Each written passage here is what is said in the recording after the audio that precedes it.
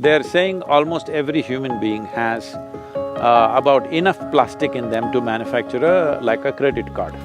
The many problems that children are facing today, young children having thyroid problems, is largely connected with this. Plus autism, various things are associated with this. How many problems you're getting out of this, you do not know.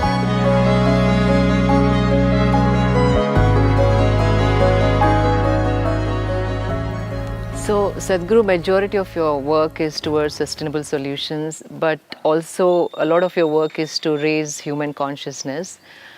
What role can an individual or small businesses, communities, societies can play? See, these are not two different things. Human beings living consciously and sustainable solutions are not two different things. The only reason why we are doing things in ways that it is not sustainable is because we are not conscious. We are not doing our activity on this planet in a conscious manner. Everybody has their compulsions. Individual people have compulsions, societies have compulsions, nations have compulsions. The global reality has its compulsions. To fulfill these compulsions, we are doing things which are taking away the basis of our existence. This is like a classic story from the Panchatantra, where a man is sitting at the wrong end of the branch and cutting it. He is going at it because he wants to be successful, but when he succeeds, he will fall. That's where we are. We are doing this kind of silly activity. When we succeed, we will fall. Right. Every one of us should structure our lives in such a way, what are we using today? Where will this go? This much consciousness. Whatever I'm using today, where will this go tomorrow? Where will it end up? What is its ultimate goal? Now, one important thing is, in India, as a nation, we have been a textile nation for hundreds of years or thousands of years. There was a time when we clothed entire Europe and Arabia. Literally 60% of the clothing was from India. Nobody made exquisite clothing like this on the planet, even today. Nobody can make something like what you're wearing, all right? Right. Nowhere else on the planet. Because these skills won't happen overnight. This is not something you can go to a textile course for 4 years and pick it up. This is something innately developed. In each region, they had all these different kinds of weaves, different kinds of dyes. With whatever local material, they came out with such exquisite weaves. Over 132 weaves, distinct weaves were there at the beginning of this century. Right now, almost 65 to 70 of them are near extinction. We are making some efforts in that, we'll talk about it later. But textile has been our way of doing things. We need to go back to that. This has been disturbed essentially during the British era, when they wanted to systematically break the Indian textile strength because they wanted to build Manchester, which they successfully did, okay? Now people are very proud to call Coimbatore the Manchester of India. I said, please don't do that, huh?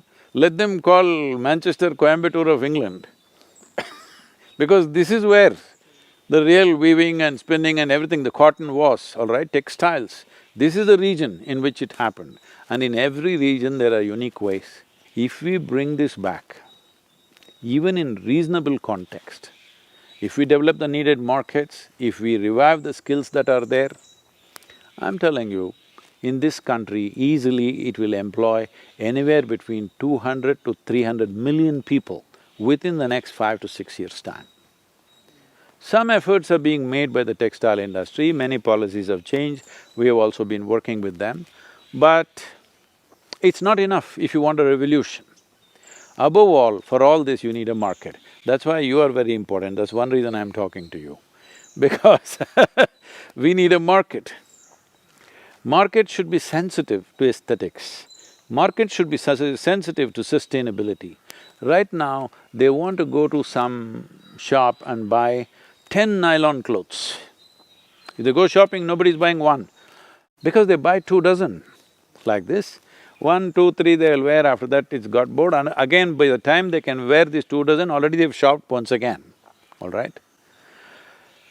85% of the clothing on the planet within 1 year goes to the landfills. 100 billion pieces of clothing is sold on the planet every year, 100 billion, all right? And 85 billion pieces of clothing go into the landfills every year, and most of it is polyester. One of the most dangerous form of pollution is polyfiber is floating everywhere. It's in the air, it's in the soil, it's in the water. Some researchers have found placenta, the polyfiber is in the placenta, that in your mother's womb, you catch it. Some of them are saying, we don't know to what extent these numbers are correct, but it is right, it's in the right direction.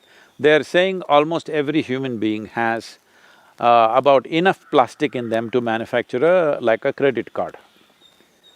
You have to pay. Someday, if you carry a credit card in your system, you keep paying, all right? So, this much plastic is all over the place, but everybody is trying to shoot the lowly plastic bag. I'm not saying you shouldn't shoot at it, but it's fashionable to do that, that's what is problem. Because the lowly plastic bag which is floating on the street, some beggar, some rag picker picks it up, and in India, that recycling is actually at a very good pace, not because of your sustainable consciousness, because of poverty, they're picking it out. Plastic bottles are recycled nearly 90% in India, it's the only country like that. This is not because we are very ecologically aware, simply because people are poor and they're picking out all the bottles. Anyway, one way or the other it's happening. But the polyfiber, the amount of damage it's causing, the way it enters the body, especially children are wearing polyfiber because polyfiber is very, flammable. Because of that, they are coating it with, fire-resistant chemicals. These chemicals have been found to be carcinogenic. The many problems that children are facing today, young children having thyroid problems, is largely connected with this non-flammable chemicals that they are using on the clothes. Plus autism, various things are associated with this. How many problems you're getting out of this, you do not know, but for sure, many problems are coming your way. A child till 15, 16 years of age should never wear anything polyfiber. They must wear organic clothing. Not that adults can, but at least you're more resistant to those things beyond 17, 18 years of age. But till then, it is very important you must wear organic fiber. But now the problem is, how many clothes do you have? And you can't do that with cotton or silk or something, so you end up buying poly, okay? It's cheaper, so lot of them are going for… See, even cotton and other things can be made cheaper if we increase the volume. So one simple thing that I'm suggesting is, you have influence in Telangana, you must push for this, I'm pushing for this in some states, that at least the school uniforms must be cotton or linen or whatever they can afford, all right? But it should not be polyfiber. You cannot recycle, only 1% is being recycled because nobody uses this polyfiber just as it is. It is always mixed in a complex mix to get various textures and whatever. So you can never recycle that complex material.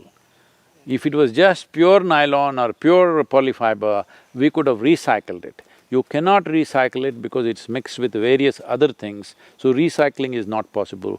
Only 1% of the polyfiber that you're using in terms of clothing is being recycled. Rest is just going into nature. And it's coming back to us in so many different ways. A credit card in your heart